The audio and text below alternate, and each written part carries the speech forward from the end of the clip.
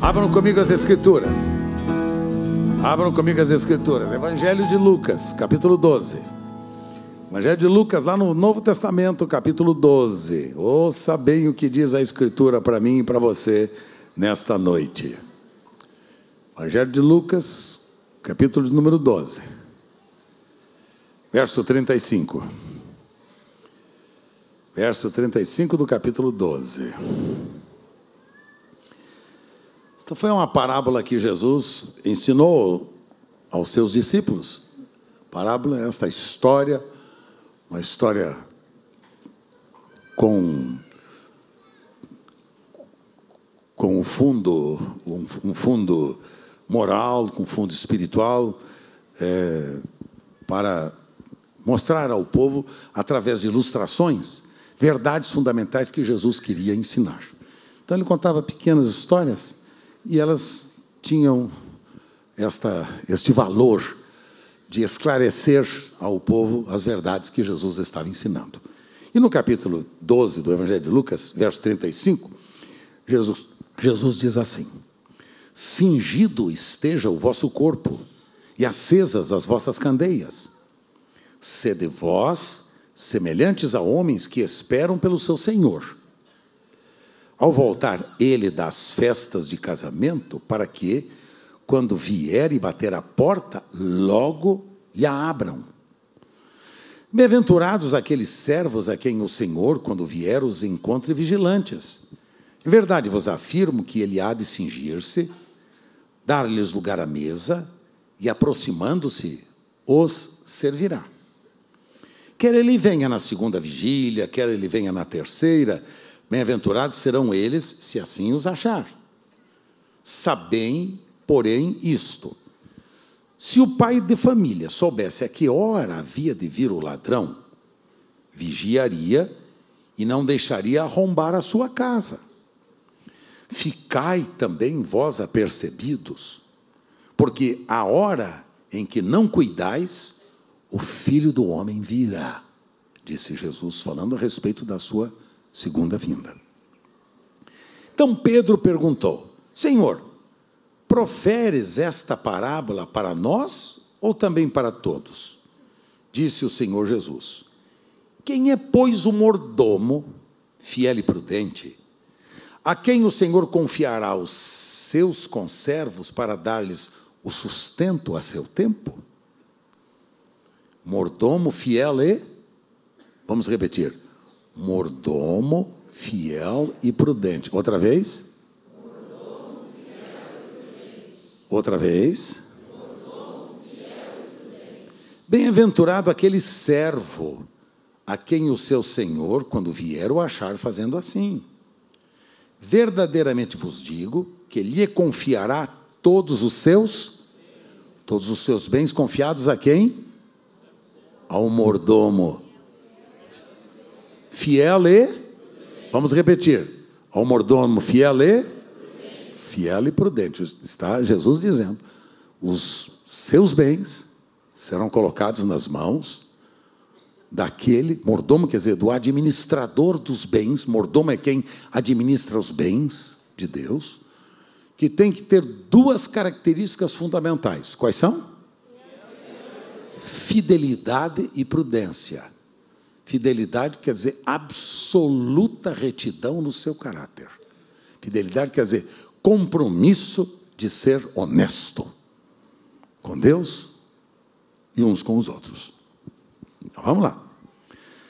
Mas se aquele servo, verso 45, se aquele servo disser consigo mesmo: meu senhor tarda em vir, e passar a espancar os criados e as criadas, a comer, a beber e a embriagar-se, virá o senhor daquele servo em dia que não espera, em hora que não sabe, e castigá-lo-á, lançando-lhe a sorte com os infiéis. Seríssimo esta declaração.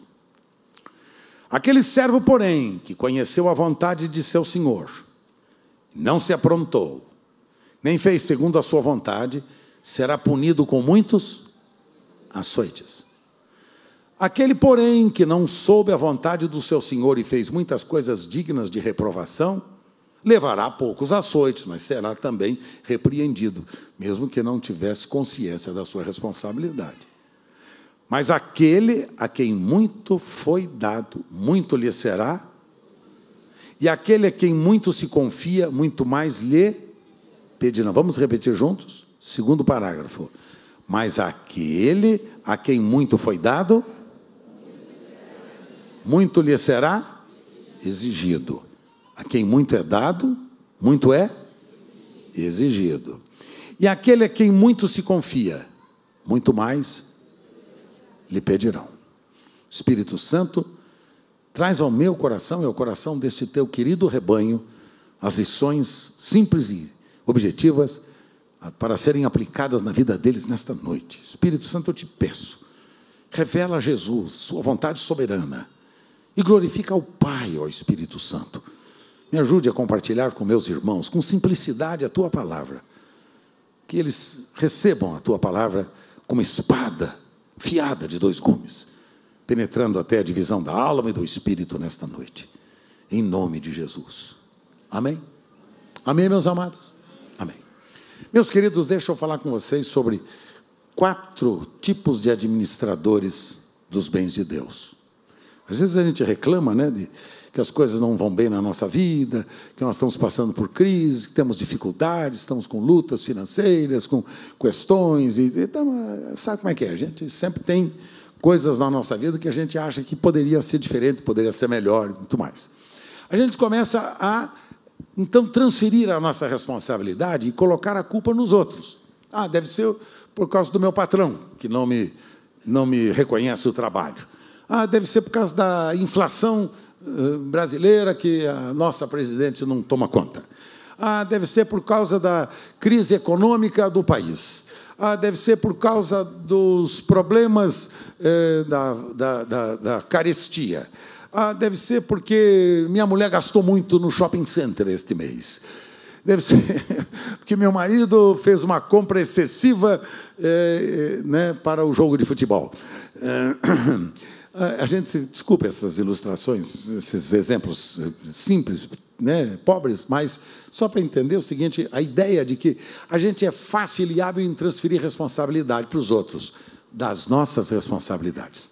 E o Senhor está dizendo, aqui para nós, exatamente sobre a questão da sua iminente volta, sua segunda vinda, para levar para Ele aqueles que são dele, e nós aguardamos que esse dia seja ainda hoje. Poucos dias atrás eu disse para um amigo meu, me despedindo dele, eu falei com ele, cara, um abraço a você e até já. Até já já. Ele falou, como assim até já já? Até já já, mas a gente não vai se encontrar, a gente não vai estar junto, e não vamos mais nos ver, eu estou viajando, você falou até já já? Eu falei, claro, que o arrebatamento pode ser essa noite ainda. Pode ser agora o arrebatamento. Então, eu vou encontrar com você já, já, nos ares. Para nós que temos a esperança da vida eterna, o arrebatamento pode ser já, já. Então, até já. Então, até já. Ah, pastor, mas eu vou lá para a minha casa na Vila Mariana, eu vou para a minha casa em Itaquera, eu vou para a minha casa na Zona Norte, eu vou para a minha casa. Filho querido, até já, já. Porque o Senhor, daqui a pouco a trombeta toca, filho, ó, estou contigo e não abro. Subindo com o Senhor, imaginou, todos juntos, as trombetas ecoando, e lá vai o Carlos Alberto. Agora sim, agora perfeito. Porque até então, filho, está difícil a coisa, viu? Está difícil a coisa do meu lado. O seu está fácil ou não?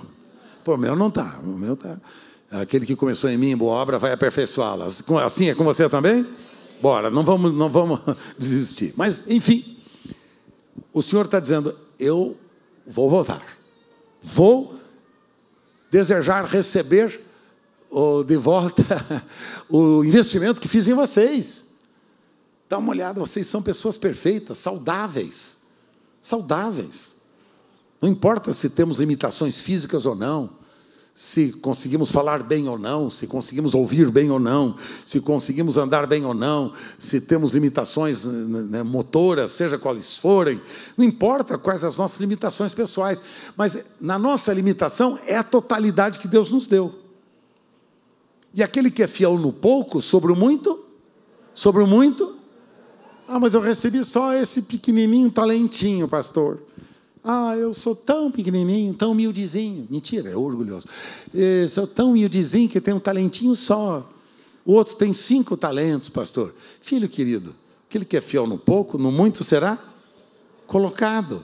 Se você é fiel no 1 talento, Deus vai lhe dar 10. Sabe por que você não recebe 10? Porque você não é fiel no 1. Enterra o 1, fica sem colher o resultado. Aquele que é fiel nos 5 talentos que recebeu e multiplica, Deus vai abençoar a multiplicação. Então, aquele que é fiel no pouco, sobre o muito será colocado. E o que Jesus estava dizendo? Chegará o dia em que eu venho para receber, né, de vocês, das mãos de vocês, o resultado do investimento que eu fiz em vocês. É o que o texto que eu li com vocês. Quem é, pois, o mordomo fiel e prudente, a que o Senhor confiará aos seus conservos, para dar-lhes o sustento a seu tempo. Bem-aventurado o servo a quem o Senhor, quando vier, achar fazendo assim. Quer dizer, aquele que está cuidando bem dos seus talentos, e aqui diz o texto da Escritura, ele está trabalhando com os seus talentos para repartir, acrescentar e abençoar os seus conservos. O segredo aqui é trabalhar em repartir os talentos com as pessoas que estão próximas a mim, os meus conservos, minha família, meus irmãos, a igreja de Deus, porque a gente é muito egoísta, e o resultado disso é que a gente não multiplica o talento, e Deus não pode dar mais para a gente. Esse é o grande problema. Então, Jesus está dizendo, olha, aquele servo que for fiel neste talento que eu estou dando, que conheceu a vontade do Senhor, se aprontou, trabalhou, multiplicou o seu talento. Um é advogado, foi o melhor advogado cristão. Outro é dentista, foi o melhor dentista cristão. Outro é professor, foi o melhor professor. Outro é pedreiro, foi o melhor pedreiro. Outro é marceneiro, foi o melhor marceneiro. Outro é taxista, foi o melhor taxista cristão. Entendeu? Aquilo que nós fazemos, seja o que for, por mais simples que seja, o melhor. E o Senhor está dizendo, bem-aventurado aquele servo que recebeu esse talento, aparentemente tão pequeno, tão simples, mas multiplicou para servir, para cuidar dos seus conservos, para repartir com seus irmãos, para abençoar as pessoas.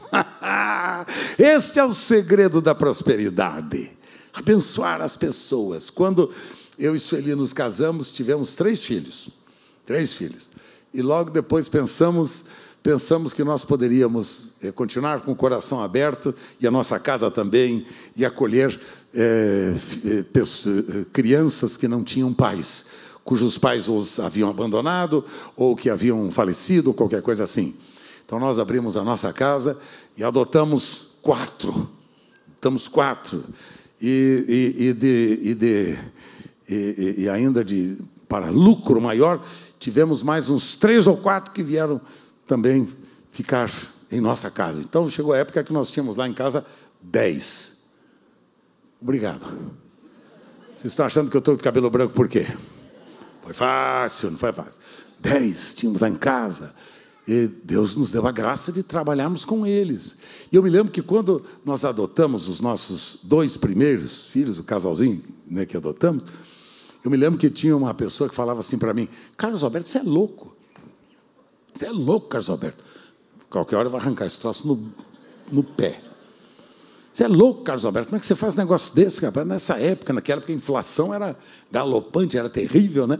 Você, cara, cuide bem dos 3 que Deus te deu e ponto final. Dê boa educação, dê boa escola, e dê boa, né, dê para eles as coisas boas e tudo para eles. E tal. Não se preocupe, cuide bem dos seus. E o Senhor disse ao meu coração, a quem tem, se lhe é dado. E a quem não tem, se lhe é tirado. Eu já tinha 3 e será dado. Aí veio mais uns 6 ou 7 e venha comigo. Nossa casa sempre foi muito cheia, muita gente. Por isso eu estou acostumado sempre com muita gente. No aniversário da pastora Sueli, da semana passada, só dos meus filhos, noras, netos e genros, tínhamos 33. Comecei só eu e ela. Agora estamos com 33, só estamos começando, está entendendo? 33.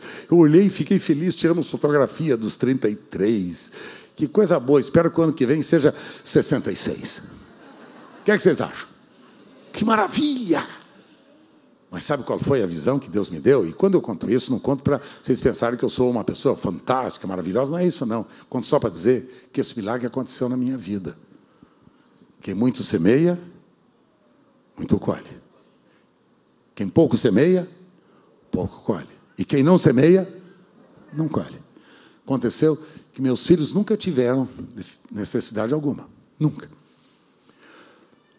Os nossos adotivos, que quiseram fazer faculdade, fizeram faculdade. Os nossos adotivos. Minha filha Sandrinha, aqui, está aí a Sandrinha ou não? Sandrinha é minha filha crioula.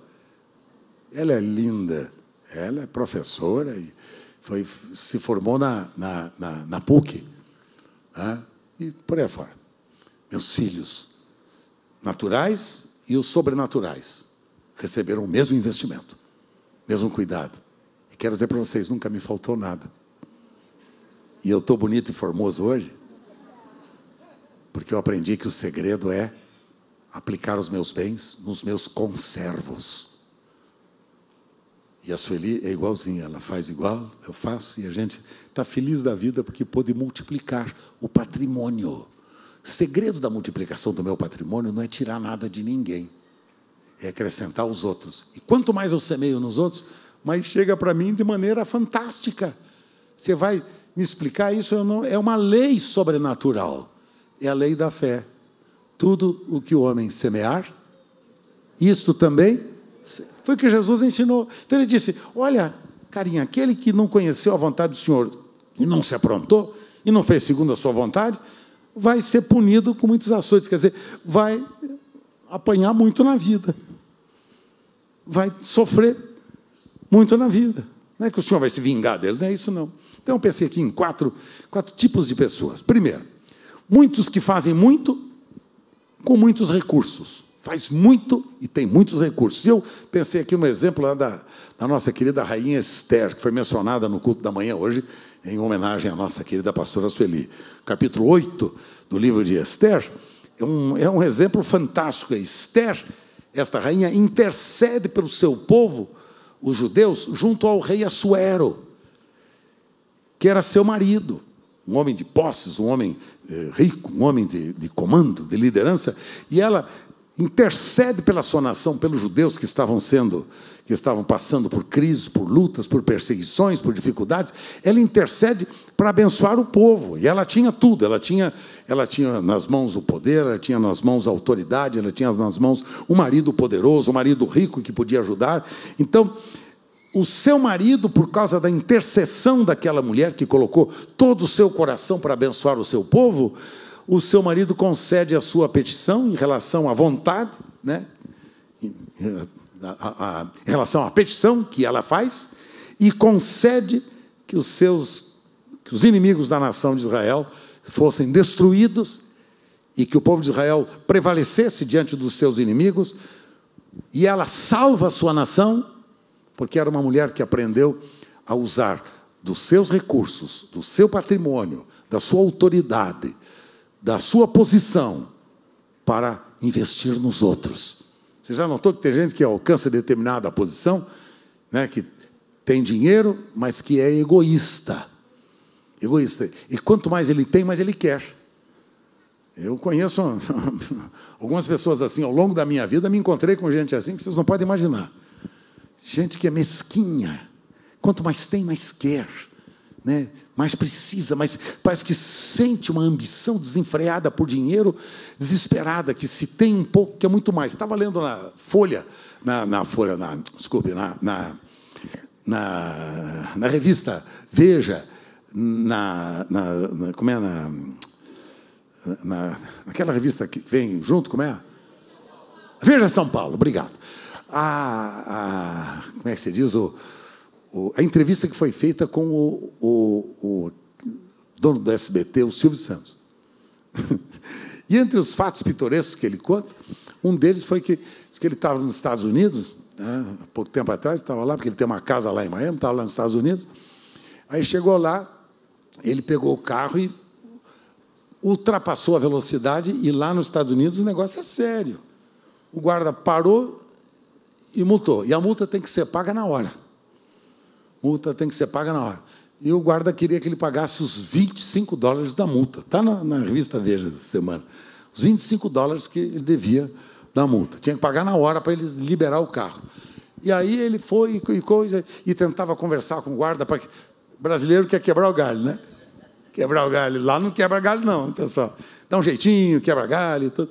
Então, se ele pagasse a multa de $25 naquele dia, ele poderia requerer a devolução de $10, mas teria que ir lá no, digamos assim, lá no Detran, lá de Miami, lá nos Estados Unidos. E aí está lá a experiência que ele conta, que ele arranjou o dinheiro, porque ele falou que não tinha, ele achou, e se lá não tem, vai preso. Na hora que a coisa pegou para o lado dele, né, ele deu um jeito, arranjou os $25 e pagou o guarda, pegou o recibo, e no dia seguinte ele foi ao Detran para receber $10 de devolução. Dono do SBT, que fatura, parece que 2 ou 3 bilhões por ano, faturamento do SBT, $10. 25 reais no câmbio atual. Mas é aquele tipo de gente seguinte que faz questão de centavos e que vai atrás e guarda. Ele está com 83 anos. Eu com 83 eu quero repartir tudo com os outros.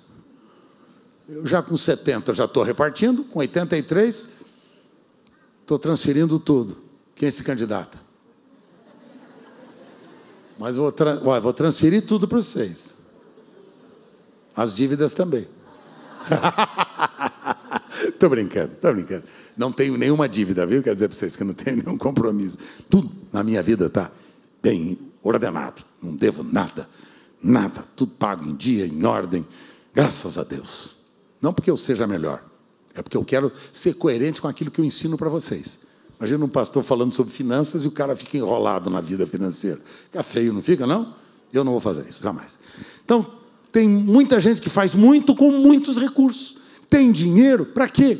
Para a gente investir nos outros, pessoal. Lembra dos conservos? Vamos investir nos seus conservos. Bem-aventurado aquele que o Senhor achar fazendo isto, investindo, multiplicando, aplicando, colocando seus recursos à disposição do serviço às pessoas. Cuidar das pessoas. E nós temos tantos investimentos para fazer, pessoal. Na Comunidade da Graça, temos as nossas 5 creches. Temos a nossa fundação que atende às questões sociais dos menos favorecidos. A comunidade não é uma igreja que pensa em ter mais para ficar com mais, para ser mais. Não. A gente reparte com os outros. Investe nos outros, reparte com os outros, abençoa os outros. Esta é a visão que Deus deu à Comunidade da Graça. Pena que a gente conhece tão pouco da nossa fundação. Para vocês saberem. É lá que aplicamos, que multiplicamos, que abençoamos, que ajudamos as pessoas. É assim que funciona. Vamos repetir. Muitos fazem muito com muitos recursos. Diga para a pessoa do seu lado.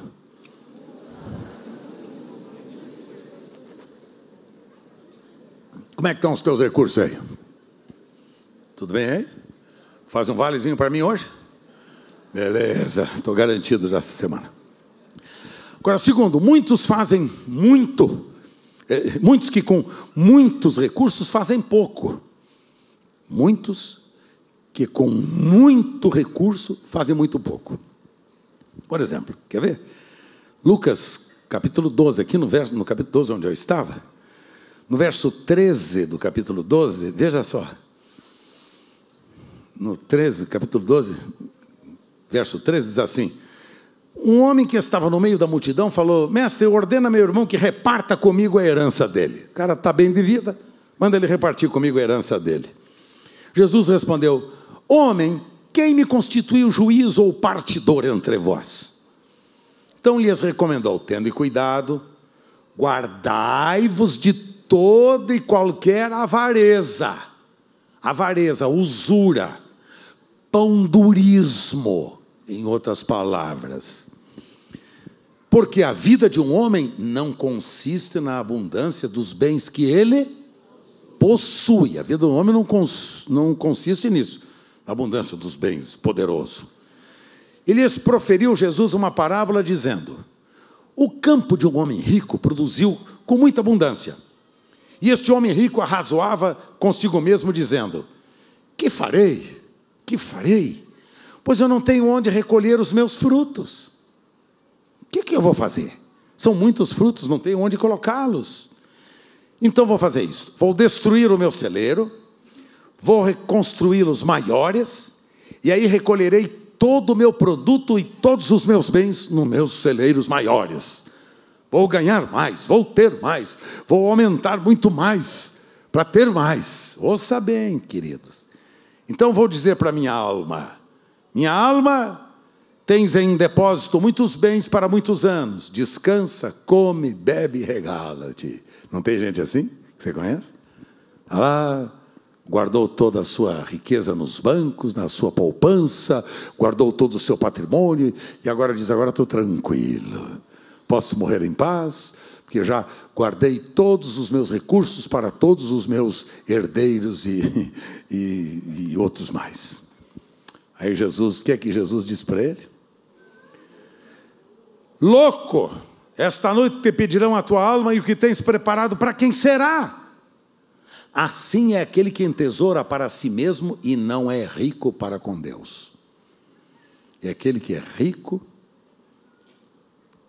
para si mesmo, entesoura para si mesmo, mas é pobre para com Deus. Então há muitos que com muito fazem muito pouco. Tinha todo aquele patrimônio e disse: eu quero mais para mim.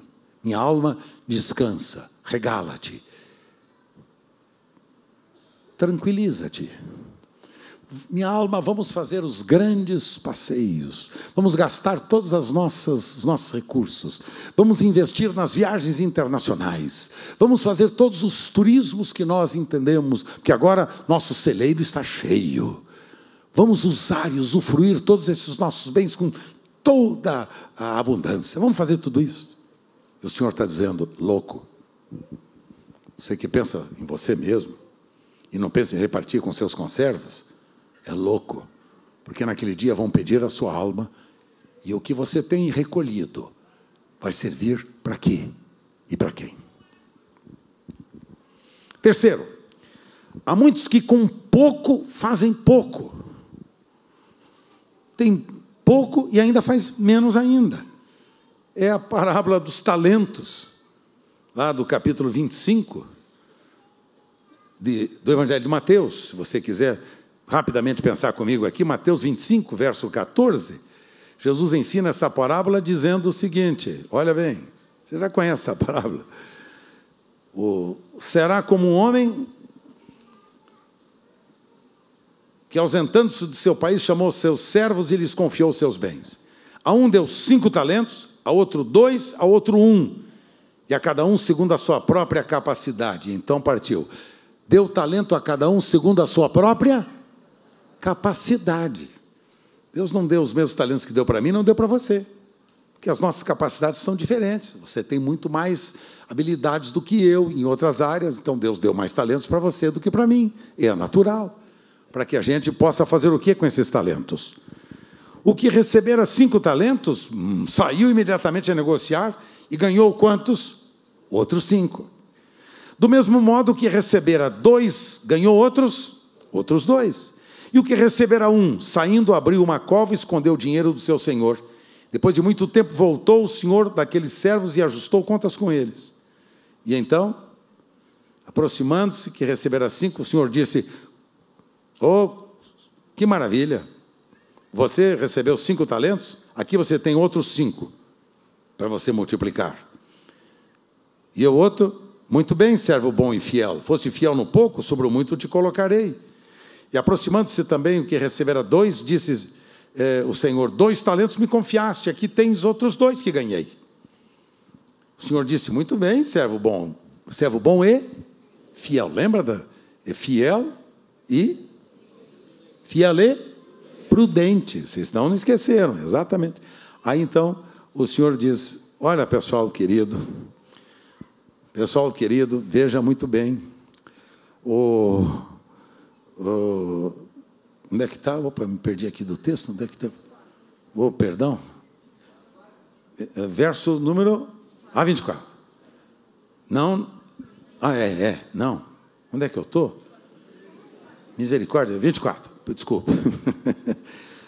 Chegando por fim o que recebera 1 talento, disse o Senhor, sabendo que és homem severo, que ceifas onde não semeaste, e ajuntas onde não espalhaste, receoso escondi na terra o seu talento, e aqui tens o que é teu.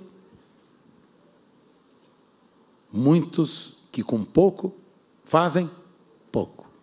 O que é que ele fez? Escondeu enterrou o talento. O Senhor disse, servo mau e negligente, sabias que ceifa onde não semeei e ajunto não espalhei. Cumpria que entregasse o meu dinheiro aos banqueiros e eu, ao voltar, receberia com juros o que é meu. Servo mau e negligente. Muitos fazem muito pouco, com pouco. Porque a desculpa sempre é essa, eu não tenho, eu não posso, não tem jeito para dar, não posso investir. E eu vou dizer uma coisa para vocês, esse é o segredo da queda, da derrota e do fracasso e da pobreza de muitos que, conhecendo essas verdades de Deus, não praticam. E particularmente no que diz respeito à fidelidade aos dízimos. Aos dízimos. Aqueles que não são fiéis no pouco, que é o dízimo é pouco, é 10% dos nossos rendimentos. Quem não é fiel no pouco que Deus nos tem dado, que é a 10ª parte, não pode ser colocado sobre o muito. Então tem gente se queixando, como eu contei para vocês a semana passada, que a situação não vai bem. Mas sabe por quê? Porque é infiel no pouco, é infiel no seu dízimo, e que com pouco não consegue fazer nada, e faz muito pouco, quando poderia fazer muito mais. E por fim, há muitos que fazem pouco, há muitos que com pouco fazem muito, tem pouco, mas faz muito. Cadê a experiência? Quer ver? João, melhor, o Evangelho de João. Evangelho de João, capítulo 6, verso 1, tem um texto conhecidíssimo de todos nós. João 6, 1, diz aqui o texto, vocês conhecem, a multiplicação dos pães e peixes? Diz que eram quantos homens? 5.000 homens, mais mulheres e crianças. Era aproximadamente 20 a 25.000 pessoas que estavam reunidas. E Jesus o que fez? Jesus, olha, verso de número 9, olha lá, verso 9 do capítulo 6 de João. Pedro disse a Jesus, está aí um rapaz que tem 5 pães de cevada e 2 peixinhos. Mas o que é isto para tanta gente? O que é 5 pães e 2 peixes? É muita coisa? Tem 25.000 pessoas com fome. E agora? Muita gente vai ficar com fome, não vai? Agora, esse dinheiro foi colocado nas mãos de quem sabia multiplicar. Quando você coloca nas mãos de Jesus o seu talento, o seu dom, o seu recurso para que ele multiplique, a experiência será esta. O menino tinha só 5 pães e 2 peixes. E 5 pães e 2 peixes nas mãos de Jesus alimentam 25.000 pessoas. Era pouco. E que abençoou a muitos, porque ele colocou o seu recurso nas mãos certas. De quem? De quem? De Jesus. Quando se coloca o seu recurso nas mãos de Jesus, ele faz este milagre que aconteceu. Imagina aquele menino, que ideia ele tinha dessas questões espirituais que nós adultos conhecemos.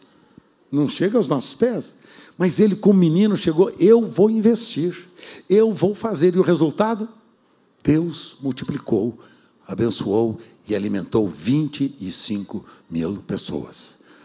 Há muitos que com pouco fazem muito, porque colocam o seu recurso nas mãos certas daquele que pode multiplicar. Amém? Amém?